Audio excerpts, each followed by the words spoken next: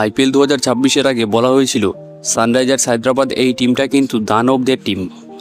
আর আমরা গত ম্যাচে বলছি, গত বছর কিন্তু তার ঝলক আমরা অবশ্যই দেখতে পেয়েছি। এবং গতকালকের ম্যাচে যে এসআরএইচ 242 করলো মাত্র 2 উইকেট হারিয়ে, তারও কিন্তু একটা এক ঝলক প্রমাণ যে কেন এই টিমটাকে দানবদের টিম বলা হয়। যেখানে কিন্তু অভিষেক শর্মা নটা সেঞ্চুরি, যেটা ভাই মুখের কথা না এই বয়সে, যে বিরাট কোহলি, রোহিত শর্মাদের মতো লেজেন্ডদের কিন্তু টাচ করে গেছে অভিষেক শর্মা।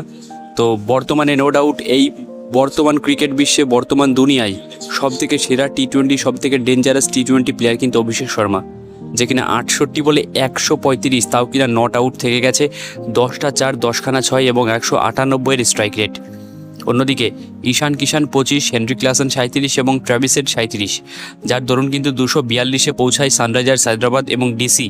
দিল্লি ক্যাপিটালস শুরু থেকেই কিন্তু একটু রান রেটটা ঠিকই ছিল মোটামুটি 10, কিন্তু 250 রান তুমি চেস করছো, সেখানে মোটেই কিন্তু 10 রান রেটে চললে হবে না ভাই। যথেষ্ট স্ট্রাইক রেট যথেষ্ট মেনটেন করতে হবে, পুরো ইনিংসটাকে একটা লম্বা পার্টনারশিপ পর্যন্ত দরকার, সঙ্গে মাঝে কিন্তু প্রচণ্ড পরিমাণে মারও দরকার। আর যেটা করতে কিন্তু ব্যর্থ হয়েছে নীতিশ রানা, KL রাহুল, যেখানে প্রথম নিশাঙ্কা 8, KL রাহুল 23 বলে 37, একটা ডিসেন্ট নক। নীতিশ রানা 30 বলে 57, ঠিক আছে, মোটামুটি ডিসেন্ট একটা নক। সামির রিজভি ভালো ফাইট করেছে, 28 বলে 41, 16 বলে 27 ট্রিস্টান স্টাবস এবং 10 বলে 14 আশুতোষ শর্মা, যার দরুন কিন্তু 195-তে পৌঁছেছিল দিল্লি।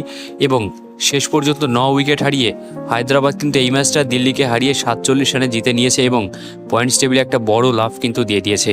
3 নম্বরে পৌঁছে গেছে কিন্তু সানরাইজার্স হায়দ্রাবাদ। আর দিল্লির জন্য কাজগুলো কিন্তু আরোই কঠিন হচ্ছে, কারণ 6টা ম্যাচের মধ্যে মাত্র 3টে ম্যাচে কিন্তু জিতেছে বর্তমানে দিল্লি ক্যাপিটালস।